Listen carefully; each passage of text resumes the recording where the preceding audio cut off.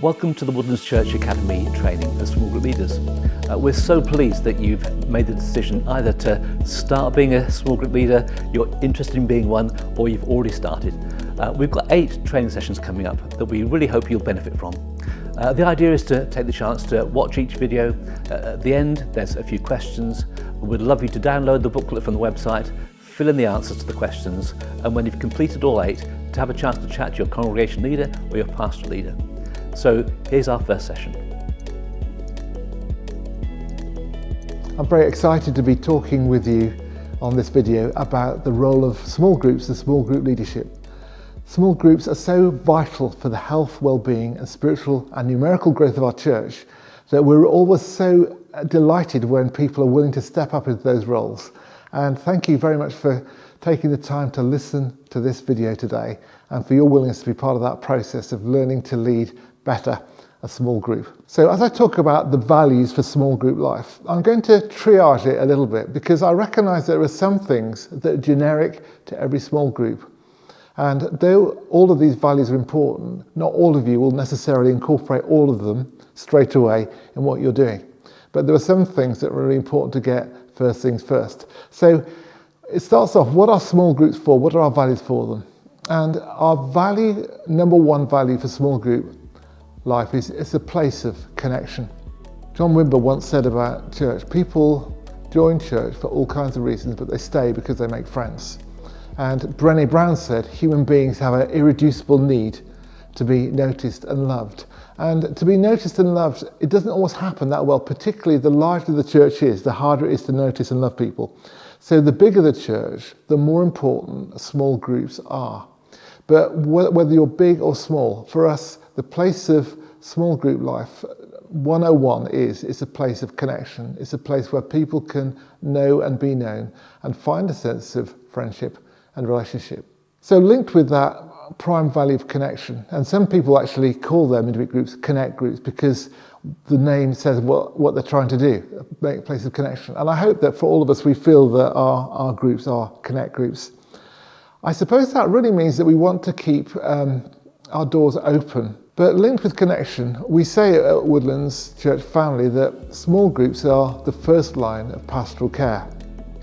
Now, pastoral care might sound a rather specialised or daunting role for a small group to be holding. But my own feeling is that pastoral care, the role of shepherding, if you like, most people need pastoral care if they haven't got friends and community. And that being in community and finding friends really deals with most of the pastoral care needs that we have.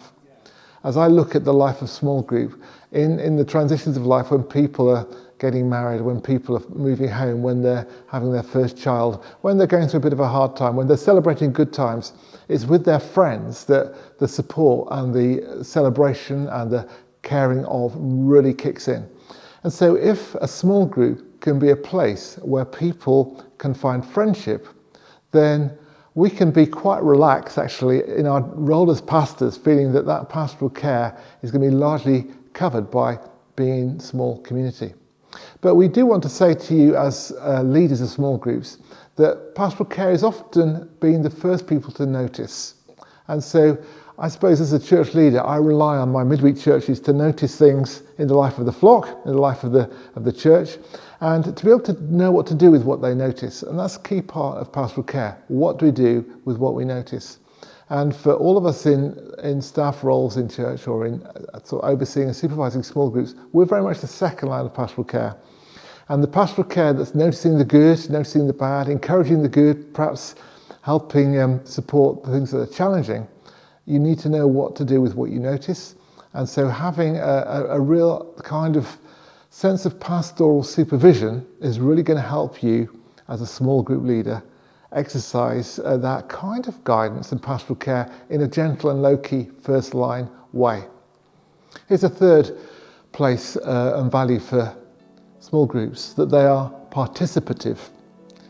One of my little axioms is a large church is for inspiration and small church is for participation.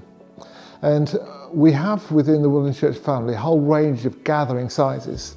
And some gathering sizes are great. If you want to have a really inspiring worship time, probably being in a large setting is great. If you want to be a bit anonymous and creep in and explore faith, a large church is great. But large church isn't a great place for participation. And participation is critical for our growth in our Christian journey. The early church had all kinds of ways of gathering. In the book of Acts, we read about the church gathering in the temple courts, but we also read about the church in the home and the apostles going from house to house teaching. And when we look at the worship life of the early church, one of our most instructive passages of scripture comes from the end of 1 Corinthians. And one thing that's really noteworthy there is the participative nature of worship and the inclusive language, each one language that's there very often. Now the reality is that before Christianity became the official religion of the Roman Church after Constantine in the 3rd century, churches met small. They met in homes, they met in relatively secret places. We don't have any church building that survives from the first centuries of the church that can seat more than 70 people. So small church was the norm for the way that the church worshipped. And when you look at 1 Corinthians, each one language, when you get together, each one brings a word of encouragement, a revelation, a hymn. You see that sense in which it gives a picture of people chipping in to share their part. And we hope that small group life is really participative in so many ways. Participative in worship for sure, so that people get to share their things that are going to help us all worship. Participative in prayer. It's a place where people really learn to pray for one another. Participative in discussion. So we're not dropping a kind of mini sermon on a small group, but we're participating in discussion and learning together. And participative in ministry of all kinds, whether that's social, whether it's outward facing, or whether it's inward facing, that we all get to play. And linked with that, of course, is the value of development. As a local church, the value of seeing people developed, of people reaching their potential, that's such a key thing for us. In Ephesians chapter 4, Paul, when he's describing the ministries in church of apostle, prophet, pastor, teacher, and evangelist, says their role is to equip the church for the works of service or ministry, that's the same word, isn't it? Until we all reach maturity. And our job as church leaders is to helping other people develop. And we develop not just by learning, but by doing. And in fact, we learn by doing so much. And so one of the things that we hope that small group leaders will do will be recognizing in the church people with a desire to grow in their faith, people with character that means they can really be trusted to take on spiritual responsibilities, and actually giving them roles which will help their development. Some of those roles might be organisational, some of those might be pastoral, some of those might be in terms of leading elements of a meeting, some of those might be in pioneering outreach and mission for the small group. But in all those things, as we give people discrete roles, we can really see development happen. And development happens through the right mixture of support and challenge. Giving people the challenge maybe of praying out loud for the very first time and supporting them, saying that was great and that really encouraged me, and maybe that was, whatever it is, you can give the good feedback and pick up on things that may need a little bit of strengthening too. Small groups, place of connection, pastoral care, participation, development, all of those are fairly generic, I would suggest. But we really need to see the role of discipleship and small groups linked. And that's slightly trickier. There you are, there's the content from the session. Do look at the questions now and fill them in the booklet. Thanks so much.